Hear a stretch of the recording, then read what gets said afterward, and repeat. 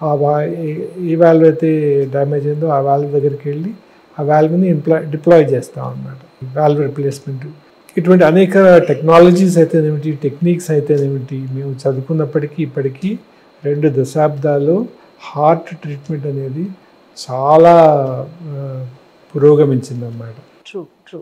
కానీ స్టంట్ కూడా మన చేతి ఆర్టరీ నుంచే మీరు పంపిస్తారని చెప్పని అన్నానండి. Is it right? ఇప్పుడు మణికట్టు దగ్గర ఉన్న ఆర్టరీ ద్వారా అక్కడ చిన్న ట్యూబ్ వేసి ఆ ట్యూబ్ ద్వారా గుండెలో ఉన్న రక్తనాళాలలో ఉన్న ఏర్పడ్డ బ్లాక్స్ని ట్రీట్మెంట్ చేసి, ఆ ట్రీట్మెంట్ చేసే ప్రక్రియని యాంజియోప్లాస్టీ అంటాం.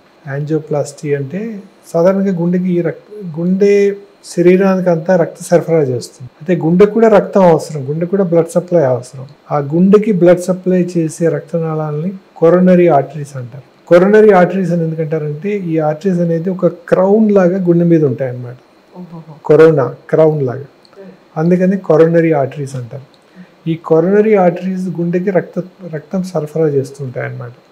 ఈ కొరోనరీ ఆర్టరీస్లో ఏజింగ్ ప్రాసెస్ వల్ల కానీ, కొలెస్ట్రాల్ డిపాజిషన్ వల్ల కానీ, షుగర్ వ్యాధి, బీపీ, ఇతరత్ర కొన్ని జబ్బుల వల్ల కానీ ఈ కొలెస్ట్రాల్ డిపాజిషన్ అయ్యి ఇప్పుడు మన ఇంట్లో ఉన్న వాటర్ పైప్స్లో చాలా రోజులకి స్కేలింగ్ వచ్చి బ్లాకేజ్ అయ్యే టైప్లో గుండెలోని రక్తనాళాలు కూడా కాల్షియం డిపాజిషన్ అయ్యి, కొలెస్ట్రాల్ డిపాజిషన్ అయ్యి ఆ రక్తనాళాలు సన్నబడిపోతాయి అన్నమాట.